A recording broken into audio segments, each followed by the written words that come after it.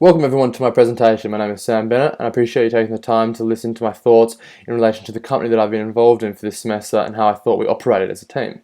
This will be a short and engaging presentation that focuses around a reflection of my personal experience within the company, also a reflection the learning within the business and team analysis. Throughout this process and engagement in the decision-making process, I've been a member of the team Baldwin, which has included Winnie Wong, Megan Goss and Sue Dahir, with a simple goal of building affordable products at the lowest cost for mainly the low-end segment that would help drive our success measures of market share, sales, revenue and various return measures.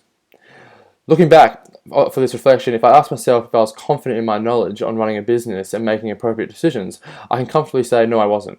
I underestimated the difficulty in running the business in terms of its process, functions throughout its main departments, and various adjustments would have ripple effects throughout other areas. If I was completely honest with myself, I had extreme difficulty in the first few weeks grasping an understanding of how to go about being an effective contributor to the business and making the appropriate decisions when necessary. I believe this difficulty stemmed from my lack of knowledge in key areas of business, such as finance, production, marketing and R&D. At university, you don't really gain a practical knowledge base in making decisions in terms of operations of business, and this became evident to me in the first few weeks of business. I quickly realized that I was lacking the right understanding and depth of knowledge to be a productive member, so I knew I had to increase my knowledge base and understanding. I did this through team member guides, external sources, practice rounds, and luckily for my team were very supportive in this. I also went through various success measures that make a business successful and what was important for effective team management. I also slowly got better at this throughout the years. If I had to go back and do anything differently, I would personally take the beginning of the business a lot more seriously and do more research into how to properly operate a business in its main functions. This would set me up from the very beginning instead of playing catch up with the rest of the team members. I also feel I could have addressed my issues more, as I was lacking knowledge compared to the others. I would have a tendency to be quiet during discussions and group meetings. This would stunt my growth. I would also continually refresh my understanding, as I would only go over certain things in the business only a few times. In terms of team dynamics, I do not know much on group formation processes. Even now, to be honest, I still don't know much. The groups were formed by Nancy, our unit leader, and luckily I was assigned to a group with great people and similar goals and ideas. Luckily my group members were very easy to work with as well, and this led to no leader being assigned, as we didn't feel it was necessary.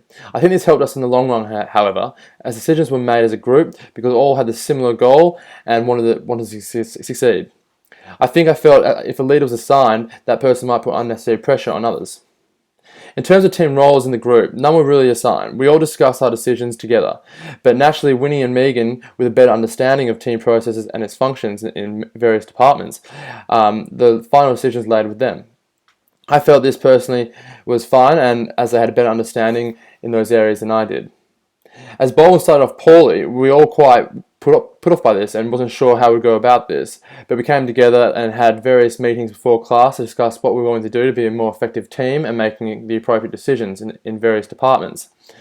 We provided everyone with extra resources to improve our understanding of the task, and throughout the years our business got more effective at producing products.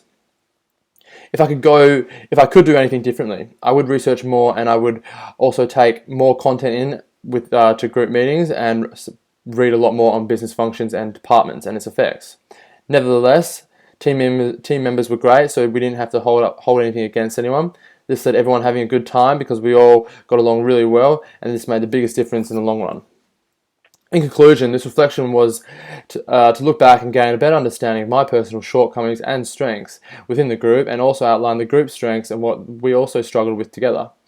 As I've said, I struggled with the understanding of certain decisions and how to properly act within different departments of the business. But one of our biggest positives and strengths was the group understanding and the cohesion together. This led to the group wanting to do well and improve every year with the business. This allowed us and drove us to be better every year, and this showed in our decision making and our final products.